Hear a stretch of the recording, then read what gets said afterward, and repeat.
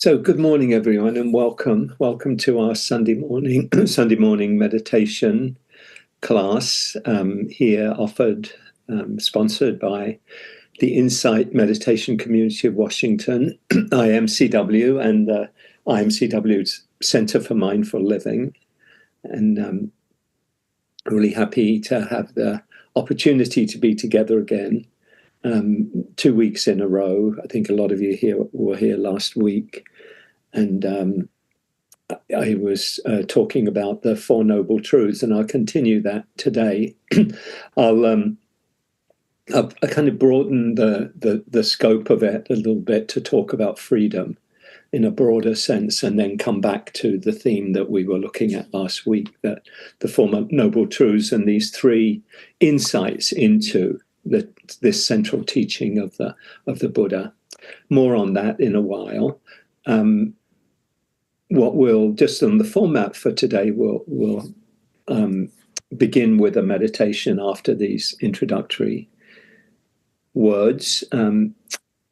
Begin with a meditation, and then Emily will lead us in some movement, helping us come into our bodies and awareness of the body, the first foundation of mindfulness, as you know, probably.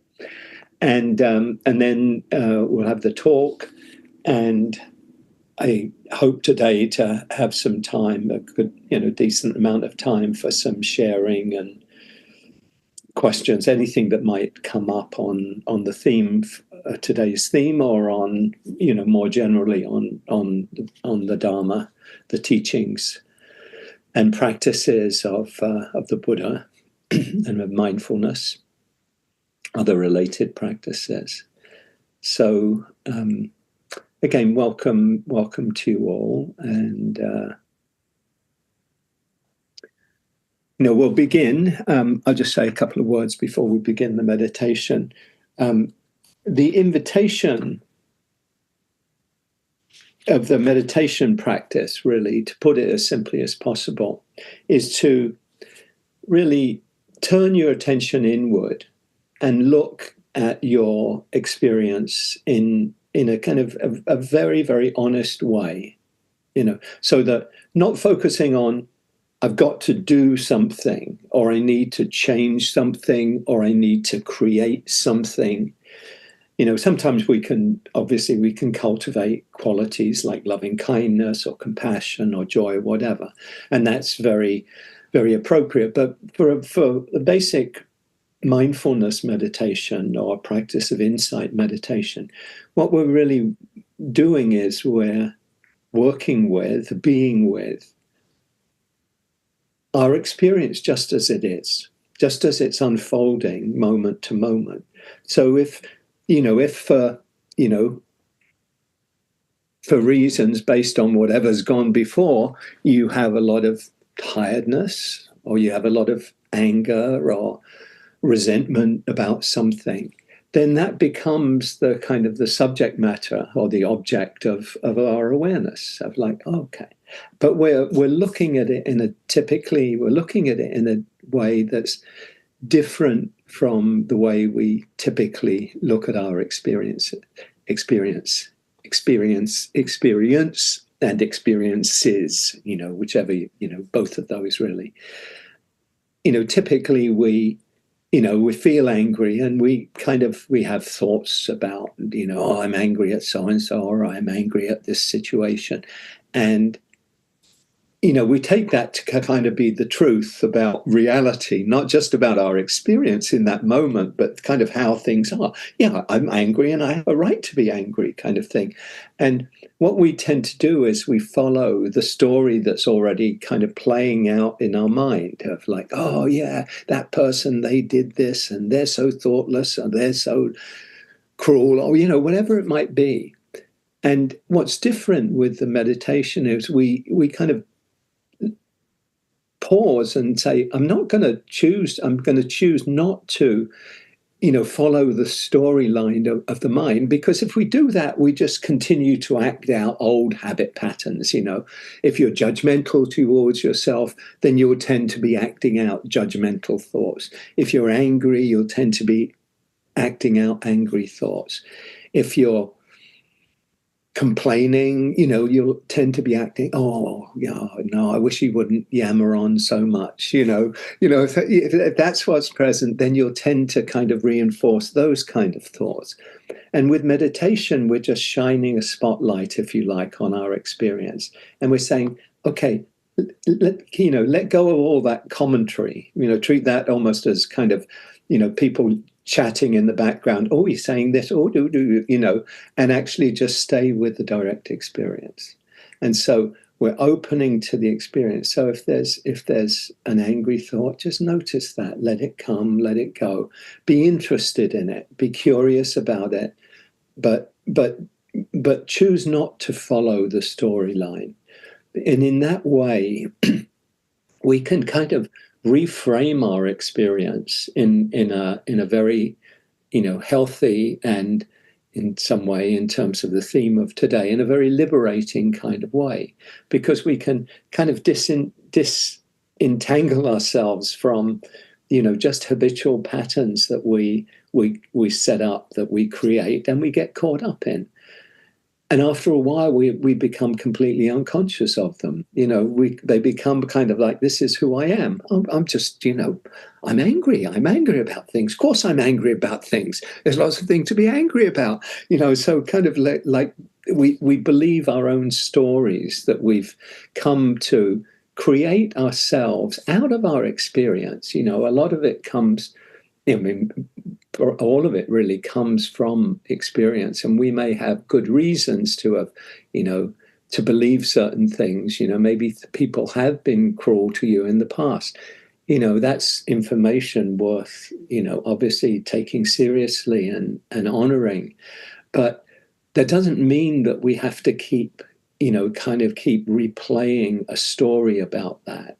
We can still, in this moment, find freedom amidst whatever is arising in our experience, if we bring this kind and non-judging, accepting awareness to our experience. This is what's here right now. Can I be with it as it is? So I just wanted to kind of frame things in that way, as an invitation, as a way of approaching our experience. And as I said earlier, there are certainly meditations where we can consciously cultivate and invite in particular qualities, and those are very, very helpful, very beneficial. But the basic meditation, basic mindfulness, and it's an incredibly powerful way of being with our experience. The Buddha spoke about the mindfulness as the direct path to liberation, the direct path through looking at our experience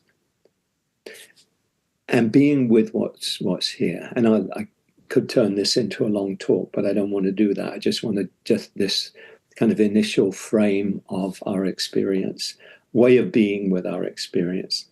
One teacher talks about it as a non-controlling awareness, We're letting go of the kind of controlling, the doing part. And the way a term I like is a natural awareness. A natural awareness, just kind of like, okay. It's like I have an electric car, and, I can easily just kind of get on the freeway and, in a long distance drive, don't do this in town so much, but just I'm kept in the lane and kept at the speed, and I can just kind of oversee things. It's really important to oversee things and not fall asleep or anything. But that basically, the thing is driving itself. The technology is very, very, very pretty advanced. It doesn't do everything, but in a way, I'm just using that as a kind of an analogy for the way that we might be with our experience. So with that, just invite you to come into a posture that's relaxed and comfortable. So, it's helpful to sit with your back straight. so that you're not kind of holding or tensing up. Letting your hands rest wherever they're comfortable, maybe on your knees, on your thighs, in your lap. Just setting up the conditions to be as comfortable as we can be.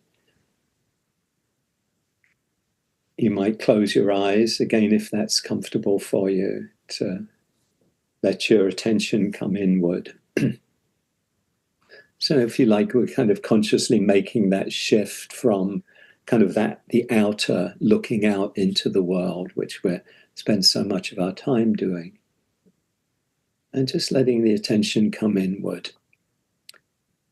Letting the attention come down into the body, and just be aware of your body on your chair or on your cushion or whatever you're in contact with right now. Maybe feeling the weight of your body as it presses down on your thighs, on your buttocks, your feet touching the floor or whatever they're in contact with. And your hands, again, touching the legs or the lap. Just feeling the sensations of the body, shifting into just an awareness of your body here in the place where you are.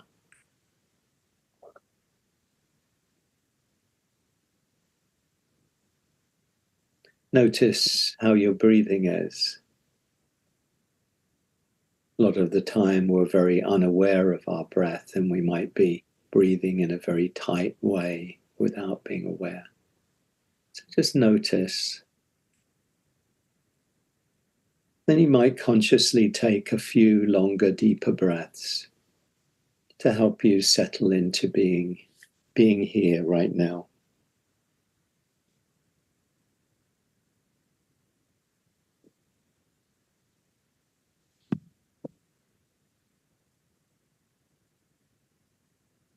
Nice full deep in breath. Filling the chest, filling the lungs. Just pausing briefly and releasing, letting go on the out breath. Breathing in, calming the body. Breathing out, calming the mind.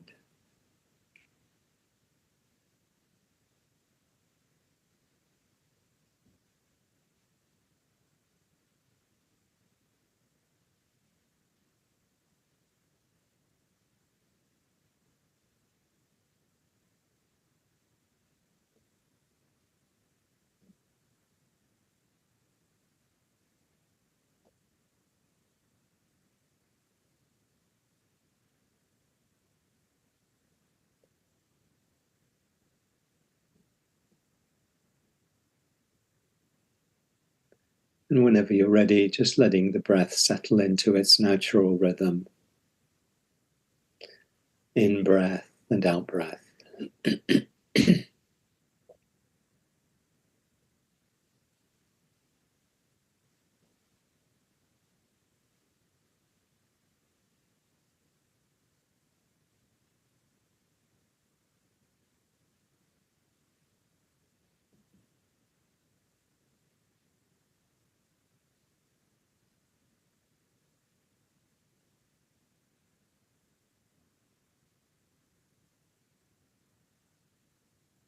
Just resting in just an open awareness of whatever is coming up for you.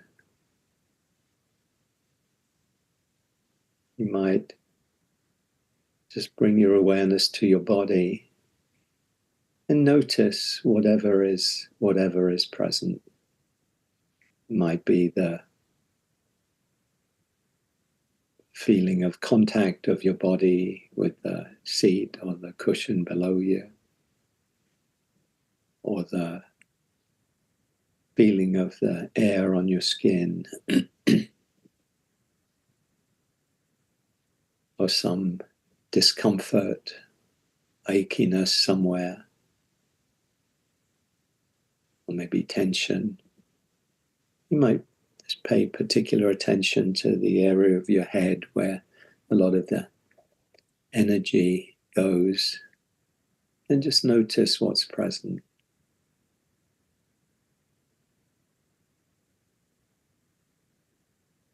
You might notice tension around the eyes or cheekbones or the mouth, or around forehead and the area where our brain is.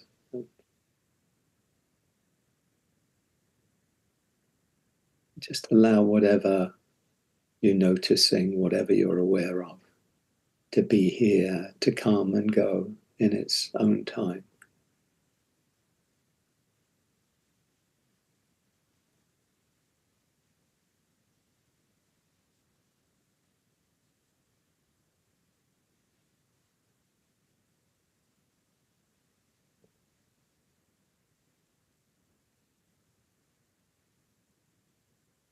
See if you can bring an attitude of yes to whatever is here, even if it doesn't feel particularly easy, might be challenging in some way. But see if you can just bring a quality of acceptance to this.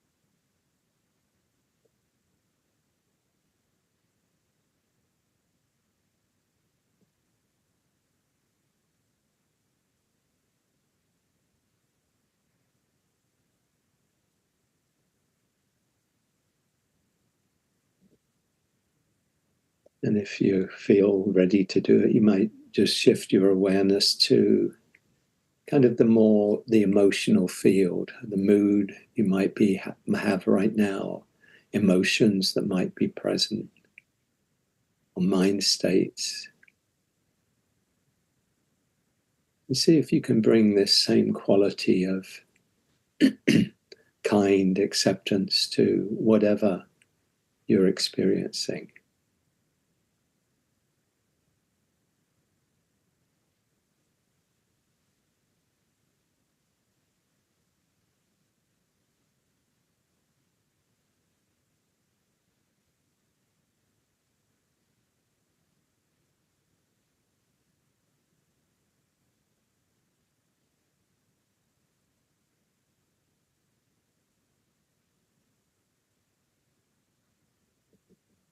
You know, there might be some tiredness if you didn't get a full night's sleep, or woke up, or just have had a lot going on. And if there's tiredness, just notice how that feels, how that feels in the body. And also, if there's any stories in the mind or any narrative in the mind about, oh, I wish I wasn't so tired, or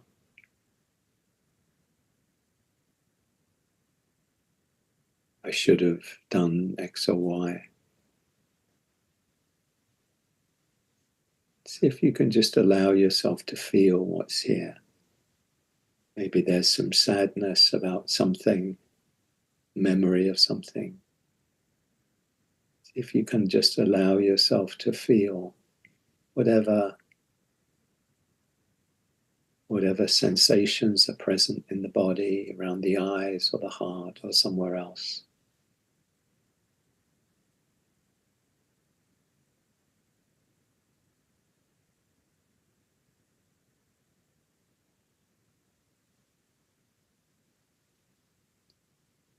Just letting whatever is present be here, letting it come, letting it be, letting it go.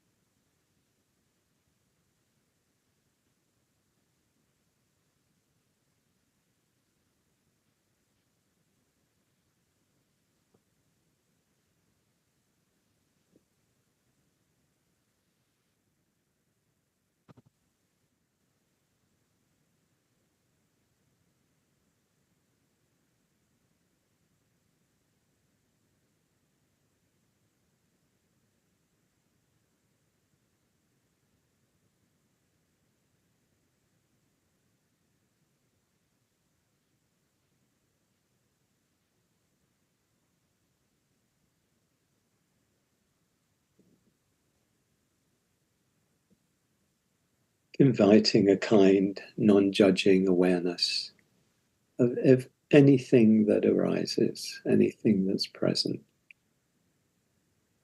Just to say yes to this.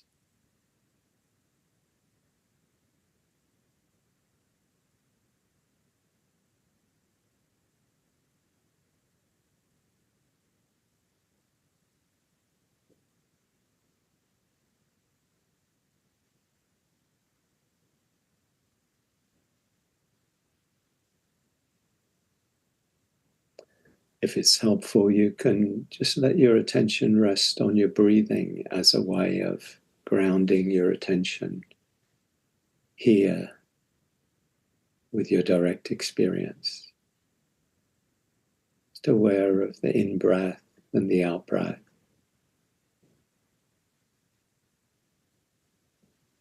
Letting that be your kind of home base where you rest your attention. And then all the other experiences come up. And you can just be aware of them, let them come, let them go. Letting the breath be the kind of base where you rest your attention.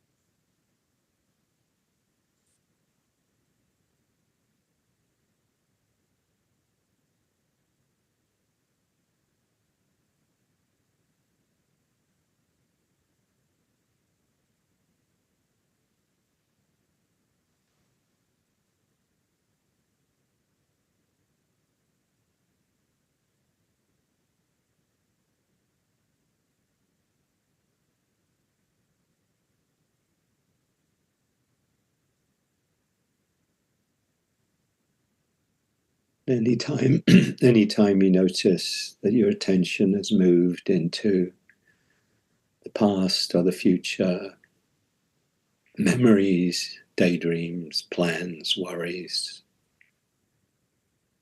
when you become aware, just gently, kindly let your attention come back. Invite the attention back to the body and the breath.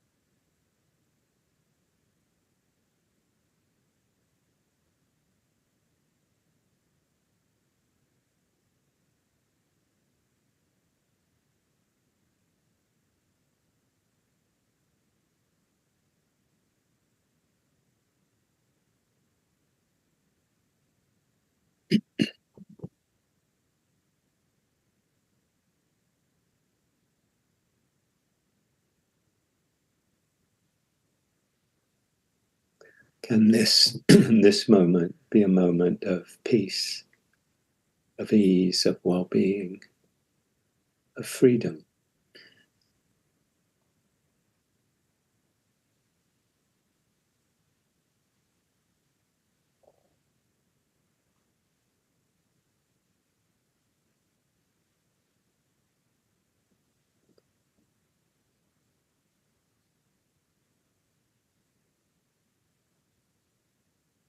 Or you can rest your attention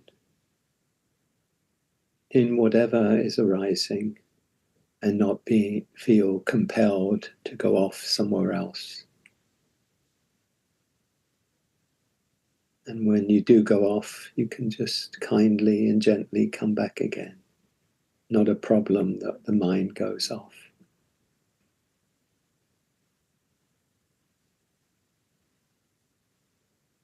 more an opportunity to see, okay, gone off into planning or worrying about what's happening in the world. Can let that go for now. Come back.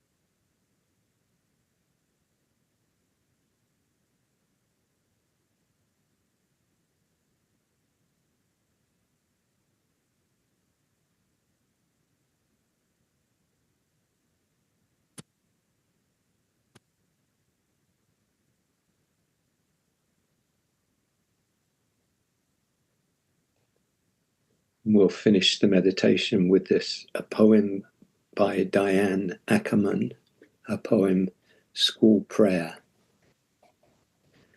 In the name of the daybreak and the eyelids of morning and the wayfaring moon and the night when it departs, I swear I will not dishonor my soul with hatred, but offer myself humbly as a guardian of nature, as a healer of misery, as a messenger of wonder, as an architect of peace. In the name of the sun and its mirrors, and the day that embraces it, and the cloud veils drawn over it, and the uttermost night, and the male and the female, and the plants bursting with seed, and the crowning seasons of the firefly and the apple, I will honor all life, wherever and in whatever form it may dwell, on earth, my home, and in the mansions of the stars.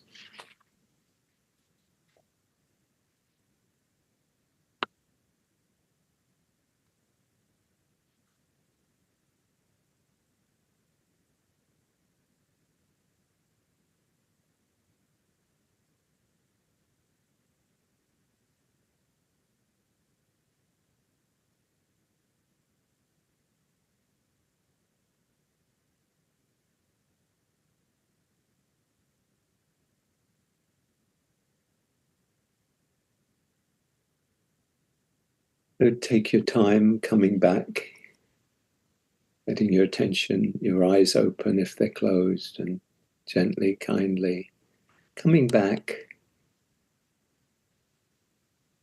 into the kind of external, outward looking mode again.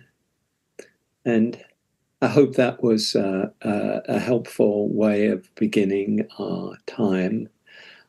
After Emily's led us in some movement, maybe I'll just do a check-in with you of just what you noticed was present. But let's move now into some movement. So invite to come into the body and bring awareness into the body, as we're so often in our heads. And so that was just what I needed, definitely. So thank you. That was great. And just before we get into the talk today, the sharing, just want to check in with you. If anyone would like to, we'll do this just in the chat, but if anyone would like to share just what you noticed coming up. I mean, the noticing, the awareness is really the key. You know, it's even more important than what you notice. You know, whether it's anger or joy. You know, you'd think, well, oh yeah, joy's great, anger's kind of not so great.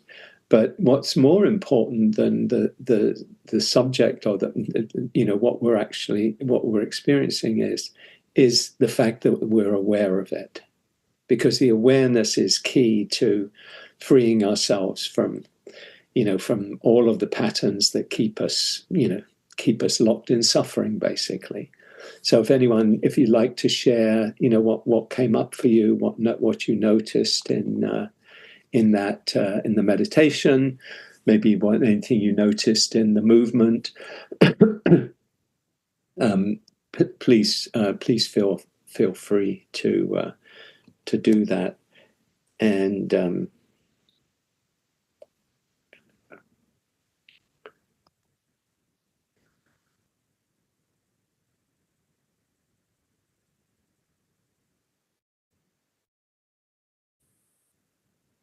what I'd like to do today, yeah, Pam, thank you. I noticed torpor, which got better during the movement. Yeah, in Buddhism, one of the hindrances is known as sloth and torpor. We used to call it, when I growing up in the UK, sloth, but sloth and torpor.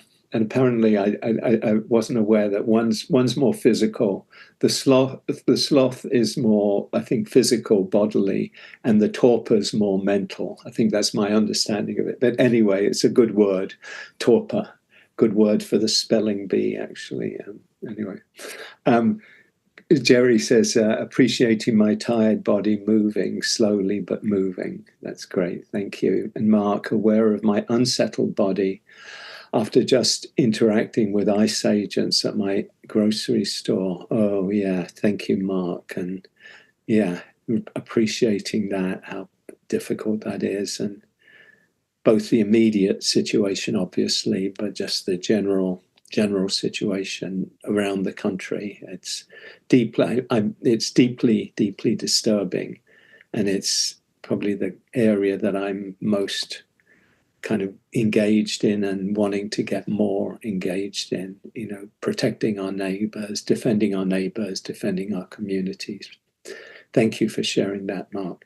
Fiona, distracted but coming back to the present with your prompts. Thank you, Fiona. Diane, noticing fear underneath a level of calm. Great to be aware of that. Great to notice. Melanie, tension coming and going. Great. Thank you, Melanie. Susan, notice that I've been forgetting to stretch. Thank you. Diane, mental proliferation. Never heard of that. Tongue in cheek, joking. Mental proliferation. How many of us get caught up in mental proliferation? So thank you, everyone, for sharing. And so what I want to do today is I want to continue talking, as I was last week, about the Four Noble Truths and how we work with these teachings of the Four Noble Truths of suffering and the end of suffering. But what I wanted to do, I was kind of thinking about it today and yesterday, just kind of like, the content. I'm very clear about, what I wanted to talk about in these two sessions, but I wanted to kind of begin with what felt alive for me today, what feels alive for me today. And that was to talk a little in a broader sense about freedom. Freedom is such a central theme, in our world. The freedom, when we think about political freedom, the freedom to do things and to not be encroached upon in doing, religious observation or getting together with other people and organizing and all of that. And I was thinking about the relationship between political freedom, which is, very, very important to us. I'm sure is really important to every one of us here. And the freedom that we're talking about here, the Buddha's freedom, is a way I think of it is it's not the same as political freedom. It's in many ways a deeper kind of freedom. It's really certainly begins with ourselves individually, but isn't limited to individual freedom. And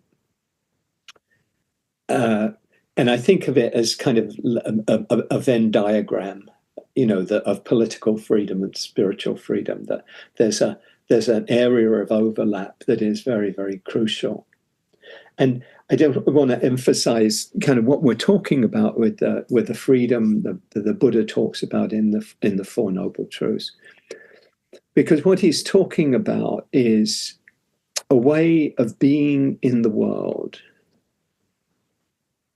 and part of the world, which we are inexorably, ineluctably. We can't not be in the world, but to be in the world in a way where we are really untroubled, where we are,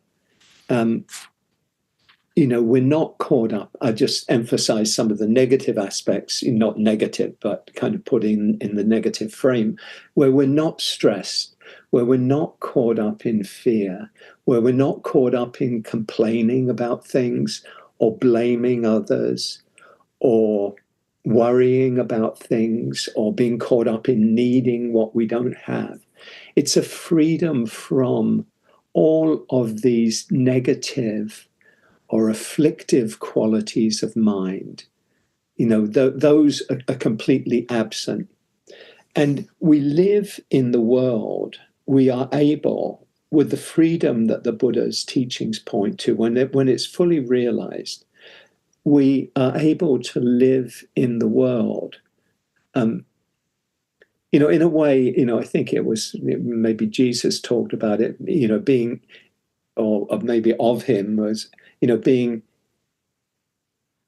in the world but not of the world. It's kind of being, we're part of everything, but we're not affected in that negative way about what's going on, which is not the same as saying we don't care, which is that's just indifference, and that's just another form of dukkha, another form of suffering.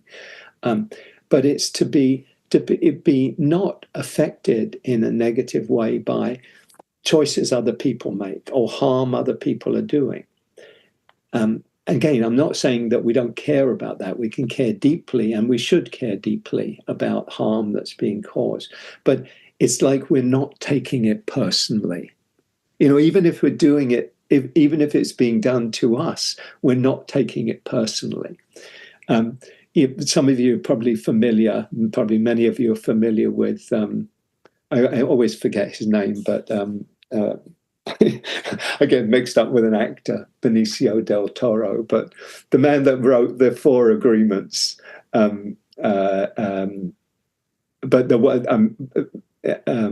kind of taught from the Toltec tradition, but they're beautiful, beautiful Four Agreements, which are basically be impeccable with your word, don't take anything personally, don't make assumptions, and always do your best. And in a way, those capture the Dharma in a big sense, because they're true. We suffer when we take things personally. We suffer when we make assumptions. We suffer when we don't do our best. We're in some relationship of lack of integrity with ourselves and with the world if we're not doing what we could do. We're not living our full life. And if we're not impeccable with our words, if we're not engaging in right speech, wise communication, we're going to cause suffering, and we're going to cause ourselves suffering too. And so the Buddha, what the Buddha is speaking about when he talks about, his central teaching, and really all of his teachings are about freedom. They're teachings about how to live in the world freely, free from suffering. And so if we looked at it from the kind of positive, the non-negative framing of non-stress, non-fear, non-worry, etc., put it in the positive terms. And the Buddha often spoke about the deepest freedom that his teachings are pointing towards in a negative sense, because in negative meaning the absence of all of these qualities that are painful, that are difficult.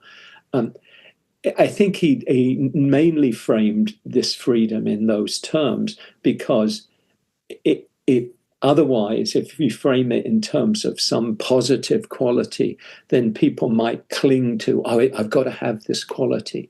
And it's not so much about a particular quality, but we could put it in the positive framing of living a life of joy, of peace, of compassion, of kindness, of understanding, of wisdom.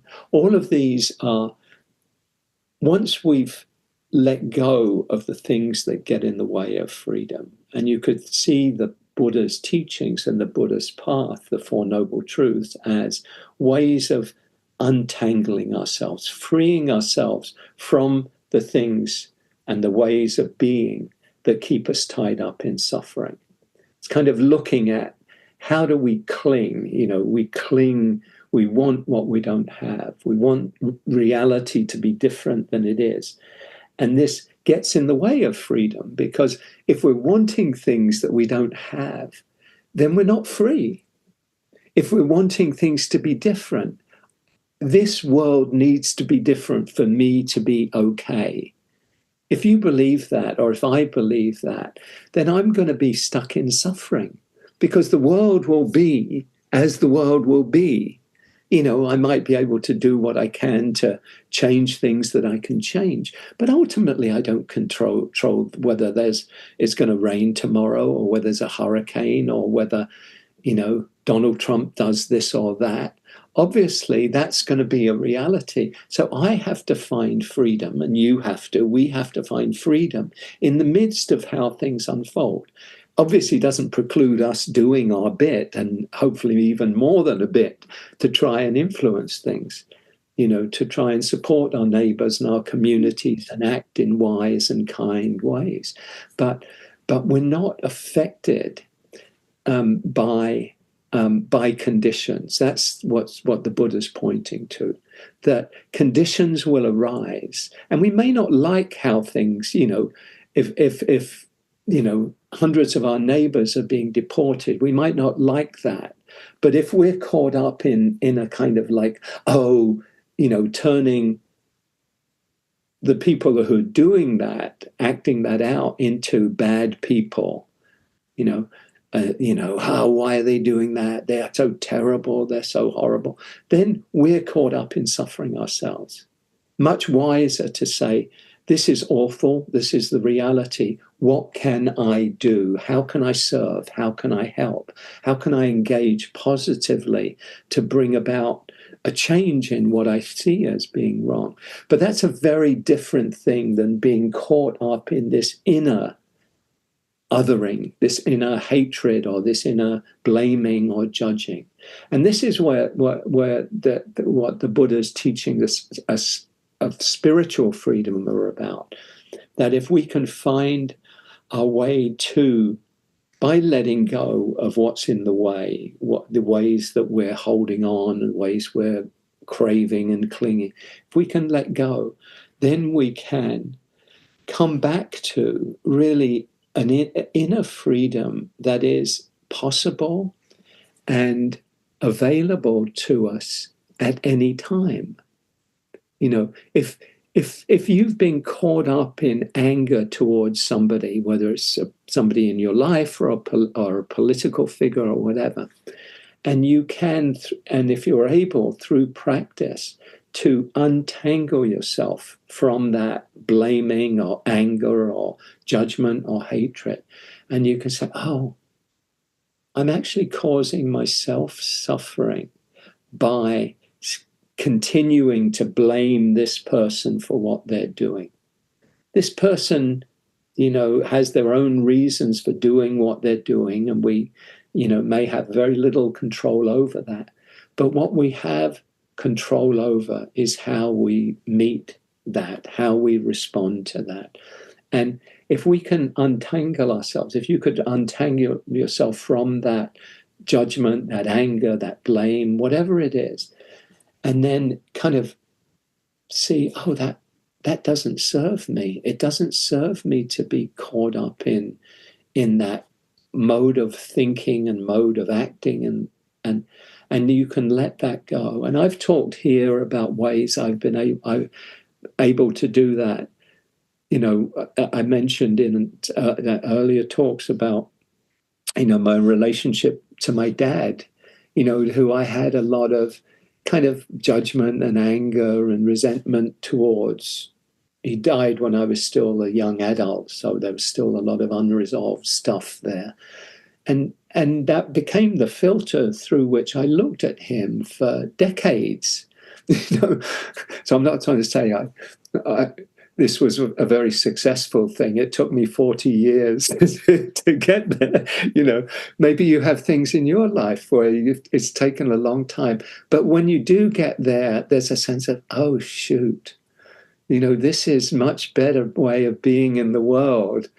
And how much dukkha did I, sometimes it's a lot, sometimes it may be just, maybe not a huge amount, but it's just like, oh, I kept looking at things through that lens, and it didn't serve me. It only served to kind of separate me from my dad, who in his own way was doing what he could. He was doing the best he could, and he did a lot of very good things. And I fixated on some things that I didn't think were so good. And so I felt I was in.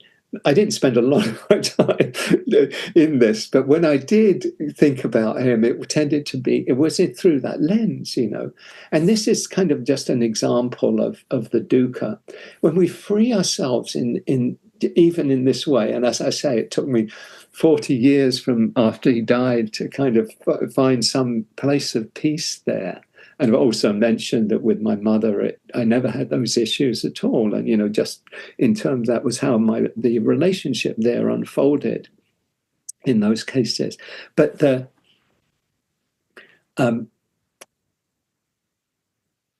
peace that comes, even in a situation like that, which didn't take up a huge amount of my mental space, but took up some of it, even to find that peace is like, oh, there's a sense of, oh, this is a relief.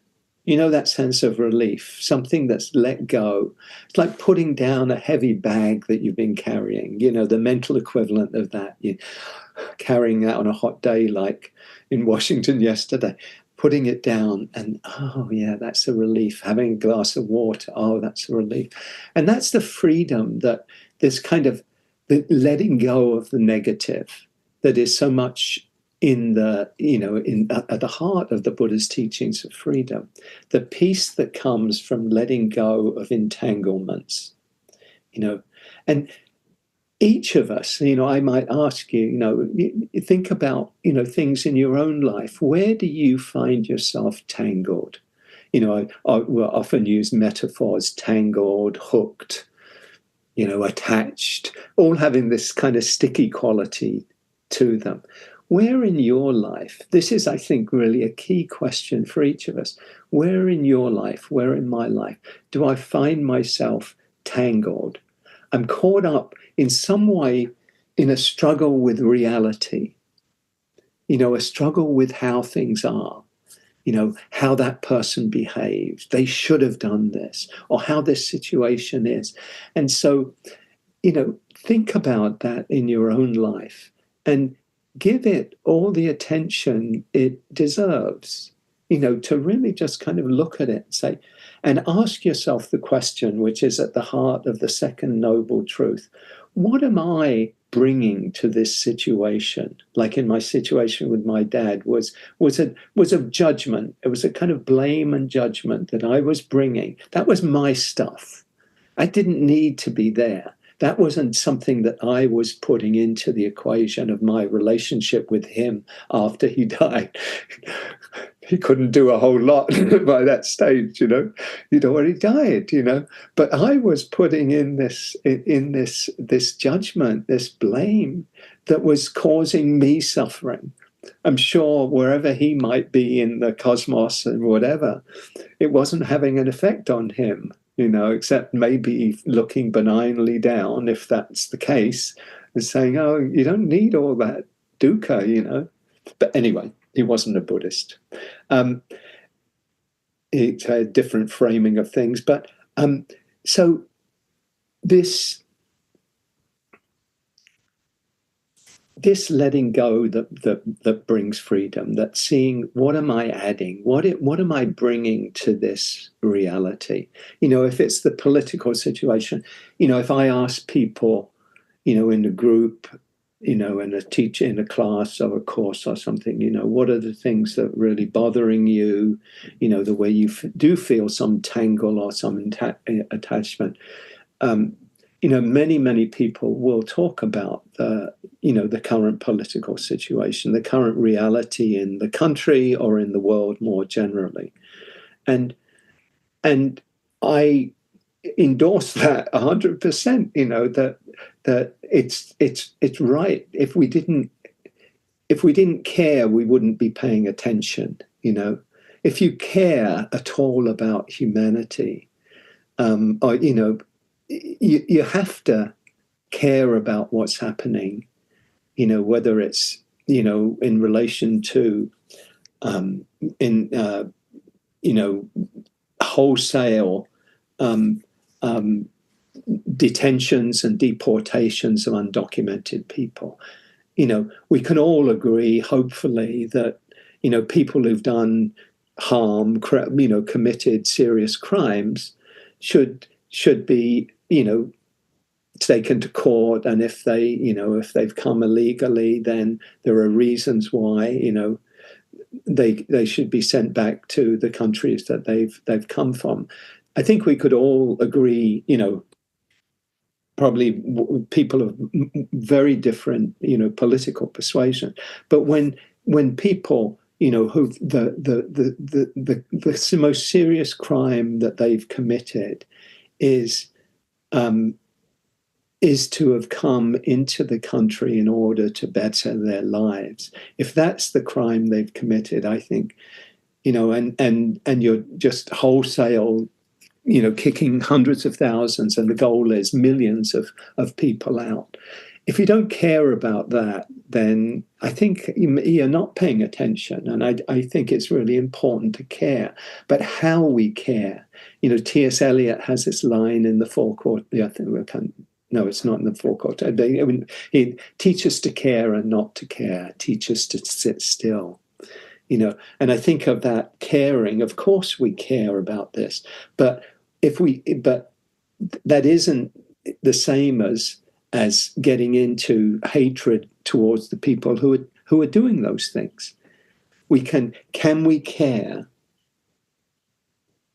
without creating blame and judgment and hatred and all of these afflictive things? Because this is the add-on where the suffering is.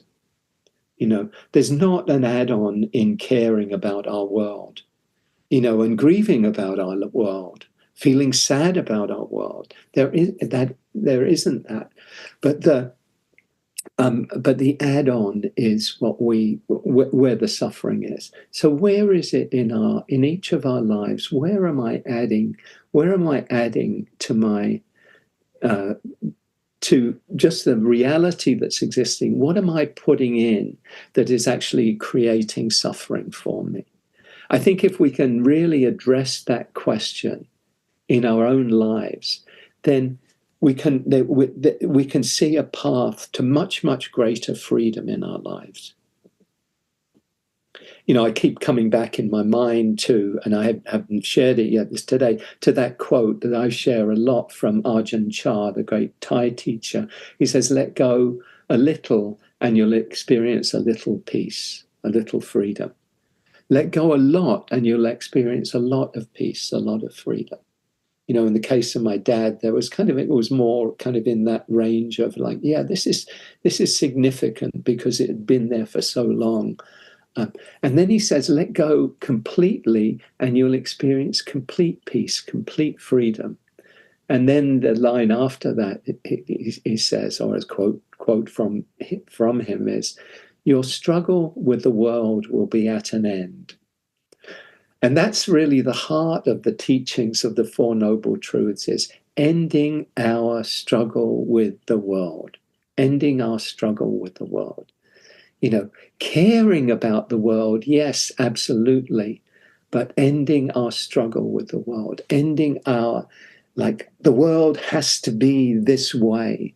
The world doesn't have to be this way, and it won't be this way. And as long as we keep struggling with it, we're going to suffer. I'm going to suffer. You're going to suffer. If you accept that the world as it is right now is here, is the way it is for a reason, because of past conditions, causes and conditions that have led to what's being here today.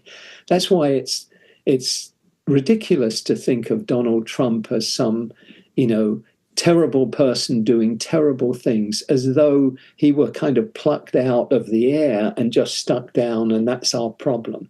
Our problems go far, far deeper, as we can say, with all the people that are enabling him, in so many different ways, who are, giving up their roles in Congress to say, yeah, go ahead, do that. Yeah, do that too. Do that, do everything, And I'm not doing this as a political talk, but about spiritual freedom.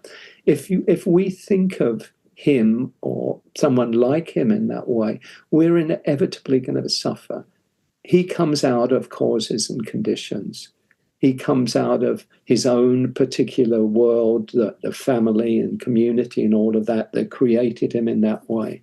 And whatever choices he's made, that have led to where he is now, and whatever, the social conditions and political conditions and historical conditions that allowed him to have the success that he's had in political terms and all of that. So, but the point I'm really focusing on is our own freedom in relation to conditions. And this is the Buddha's teaching.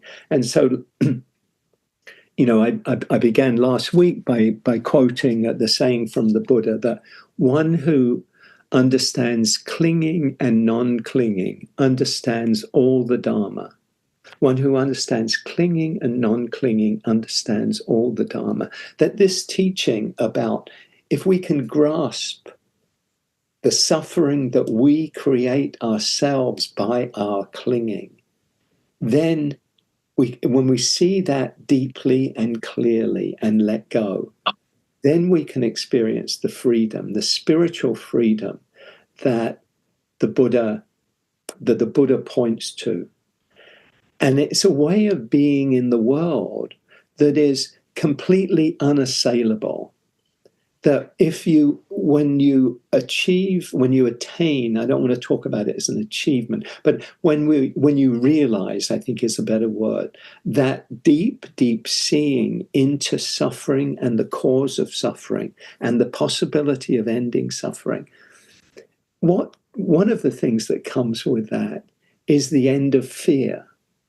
The end of fear. There's no fear. That doesn't mean there's not, if the Buddha, I don't want to say the Buddha, but somebody who's fully enlightened, if, they're walking through the forest and a tiger jumps out on, the fear, I think, would arise in this just basic, kind of physiological, somatic, kind of reaction. But I'm talking about fear in the way that Eckhart Tolle talks about psychological fear. It's the fear that we create in our minds. That goes completely. And we could still have fear, if we were working to, I don't want to go back to politics, but if we, when we reach a place, when there is this full letting go, of not having this, not being afraid. Fear may rise in a kind of a basic kind of way. The Dalai Lama, I'll just use the anger as a similar situation. But the Dalai Lama, is often asked, where do you get angry? his typical answer is, yes, I feel anger arising, but then I just notice it coming up and I can let it go. So the kind of anger is there, and maybe anger about the political situation, we might feel anger. And that may be a big motivator for saying, there's something to look at here, there's something to care about here. But we're not doing any adding on. We're not adding on second and third arrows to that basic experience. We're saying, oh, anger's arising. So one of the things when we let go of fear, when fear goes,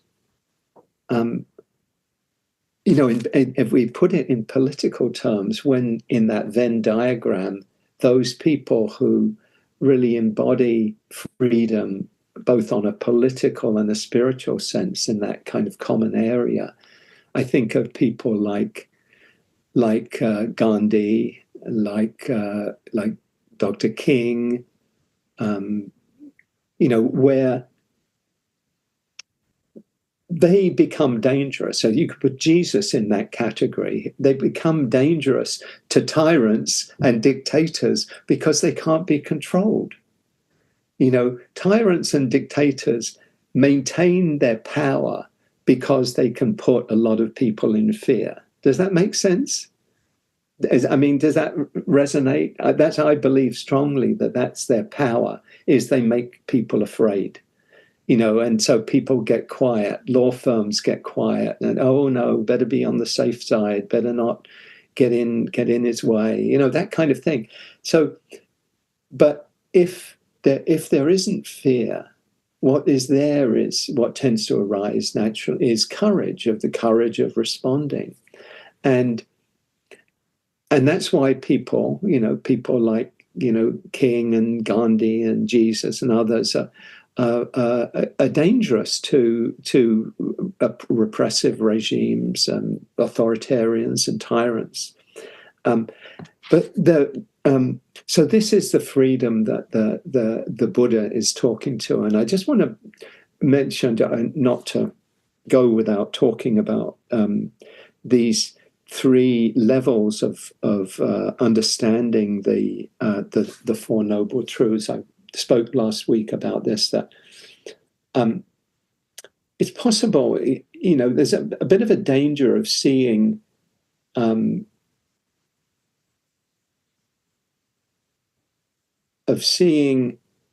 kind of the journey from suffering to freedom as a kind of a simple one-step thing, and it can be, if we can let go, then we can experience freedom, greater freedom.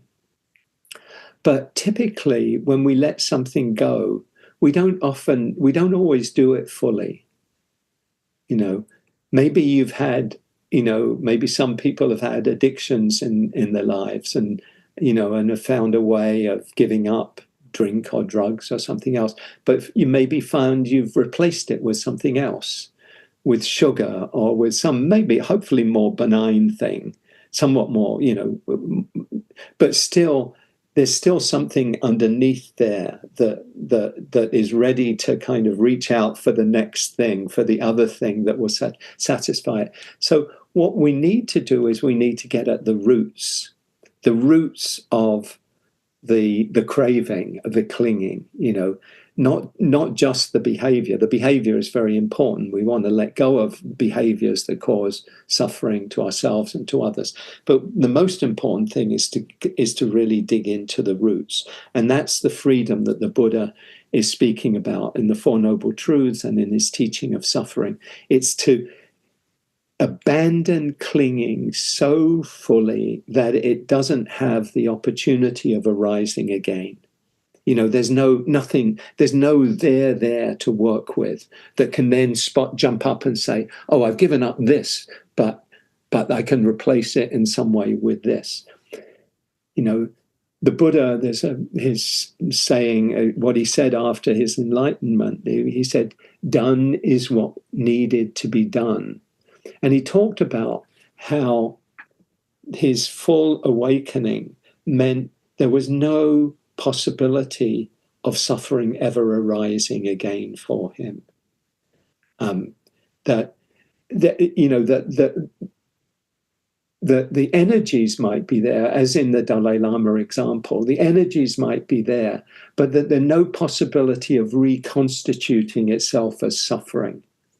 You know, and he gave, you know, metaphors of you know, he said, imagine if you burn down a tree. You want to get rid of the tree completely. You burn it down to, you know, till it becomes, you know, just complete ashes. It's so fully burned away. And then you take those ashes and you throw the ashes out to the wind, and they go in all directions out into the world. And he would ask his followers, is there any possibility of those components coming together again as a tree? And they would say, no, there's no possibility of that. You know, there's no way these 10 billion little particles, you know, reconstitute in that way again. And he said, in the same way, there's no way suffering could reconstitute itself in him, having seen so clearly and so deeply into the cause of suffering and the end of suffering. So he was able to do that.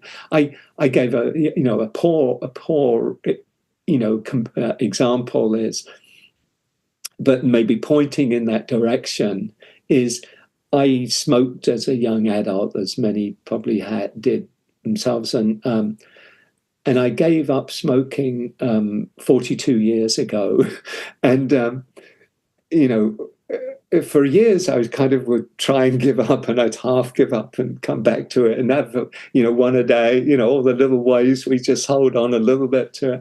But when I gave up on my daughter's 11th birthday, August 9th of 1983, you know, I've never, apart from in dreams, I've never had the slightest wish to smoke a cigarette again, to smoke tobacco again, you know. And again, because I couldn't imagine, even under the most intense pressure, smoking again. And again, it's a poor relation to what I'm talking about with the Buddha, but it kind of gives a little bit of a sense of like, it's gone, it's so much gone. Now there may be, you know, even years later, cravings would come up, and for the Buddha, you know, those urges, I think, were there, that they're kind of in our somatically in us, but the knowing is so deep that there's no possibility of reconstituting themselves as dukkha, you know. And what I wanted to mention was, you know, to say was that I spoke last time about these three insights into suffering and letting go of suffering, and I do want to take a minute to do that before we finish. I think these three insights are important because they get across how letting go of suffering isn't always, and maybe isn't even often, a one and done kind of thing, because we do need to get to the roots of the problem. We need to get to the roots of the issue. And the way the Buddha put it with these three insights is, the first insight is a kind of conceptual cognitive understanding of suffering and clinging and the end of suffering, of each of these Four Noble Truths. It's kind of like getting it in a conceptual way. Like if you were to hear a first Dharma talk about the Four Noble Truths, suffering and the end of suffering, and you kind of like, oh yeah, I get it. When I cling, I look at maybe a certain behavior I have, and I cling and I suffer, and you could kind of get it in that way. That's really the first of the insights, is to kind of have a cognitive, conceptual kind of understanding of suffering and of the cause of suffering and the end of suffering. The second is when we kind of name what we have to do about suffering. And with suffering, we have to see it clearly in our own lives, you know, in an embodied way in our own lives. We have to see it clearly. And the second insight is about the practice itself. We have to keep engaging with the clinging and the letting go in order for it to go deep enough that it goes completely. And that may take a lot of repetition. With habits, for example, it may take us, time to see, oh, I can let that go. But maybe we take up something else instead. Oh, and I can see that. In order to get at, it's the craving we need to get at, not the habit, because we could replace one habit with another habit with another. But we need to get at the root of that. What is it that's driving me to want this, or to hate this, or to judge this, or what is it? What is it in me? And this is what we do in meditation. We keep looking, and we keep coming back, and we keep being with, in order not to keep reproducing those behaviors and those thought patterns that keep things going over and over again. So that's the second, is the actual engagement with suffering in our own lives. And the third is when we really do get it completely. We let go, and as the Buddha said, done is what needed to be done. And so I think this is a very helpful framing of our own journeys, to use these teachings, obviously the Four Noble Truths, but also of these insights into each of the Four Noble Truths that help us to kind of say, okay, and maybe I'll just finish here. I was going to give more time to this, but I had an experience of kind of getting tangled up this spring, earlier this spring, and just really getting to a situation where I'd taken on too many things, looking back, retrospectively looking back, and I think I was affected emotionally by what was going on in the country, and I wasn't getting enough rest, and I found myself in a situation where I felt really overwhelmed, and it was very much a continuing situation. But what I did in that situation was, because it felt so important to keep on going and to keep on being there, to carry out the things that I'd committed to, I kept pushing and pushing. And the long and the short of the story is that I hit a wall in the end where I didn't have any choice but to just kind of give up and surrender. But it was really painful getting to that point. And because I resisted all the time before I got there, it meant that it took me much longer to kind of unravel myself from that situation. I needed to take much more rest because I was utterly, utterly exhausted.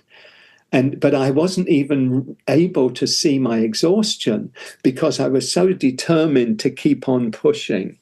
I don't know if this resonates with any of you. Maybe some of you may have experienced these things. But and as I look at these three insights into suffering, what I see clearly, again, looking back, I see I didn't see the suffering. I didn't see it as suffering. Rather than saying, oh yeah, I'm in this place and I'm really feeling bad and I'm really feeling like I want to keep going, but I'm overwhelmingly tired. Rather than seeing that, I kept going. So I didn't even do the first insight. The kind of, at that time, my head was just in a very different place. And I didn't really engage with the suffering. Rather than engaging with the suffering, I just kept on pushing. And I certainly didn't realize the end of suffering. It was only when I really let go and really acknowledged my utter exhaustion. And it was a funny kind of place to be because I could work about 1 hour a day. And I'd work for 15 minutes and I'd need to take 2 hours to rest, I was just physically so exhausted and mentally so exhausted. It wasn't a funny situation. I'm looking back on it and laughing. But the realization only came afterwards. And what what my job in the future is to really see right from the get-go that if I get into that place, that I actually kind of, it's like a mindfulness bell that kind of like ding, stop, pause, pay attention. This is dukkha. What is wise action in this situation? What do I need to do? I need to take a week off. I need to go on a retreat. What do I need to do here? And that's really what these, a very helpful thing about these three insights is to really realize, you can get something in one way, but that's not in itself enough.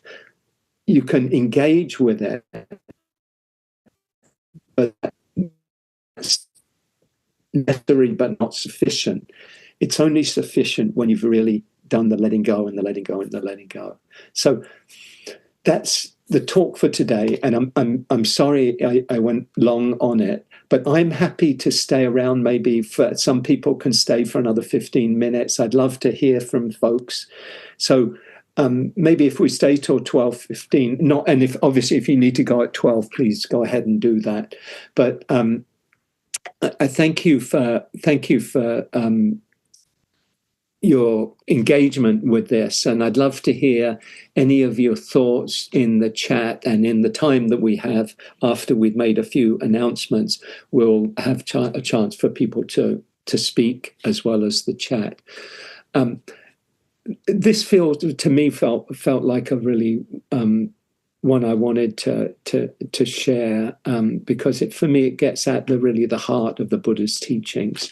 And I do want to mention that I'm doing a course really getting deeply into these themes that begins 2 weeks from today, I think. Yeah, the 21st of September. I'm gonna put it in the chat while Emily or Jerry while Emily, I think, will be sharing some of the upcoming activities. So thank you for your attention and patience, and thank you. Yeah, we'll just finish with Emily, if you have. Maybe before that, before handing it to Emily, just to mention Dana, these teachings are freely offered, no cost to be here. Obviously, the teachings are priceless, and that's they've come down through the generosity of practitioners over 2,500 years, and if you feel inclined today and able to make a donation, the donations support the teachers today, me, and I appreciate your generosity and kindness. And Dana, D-A-N-A, is a spiritual practice, and it's something that we encourage and would love to do for all of our offerings, to offer them freely, and as many as we can, we do.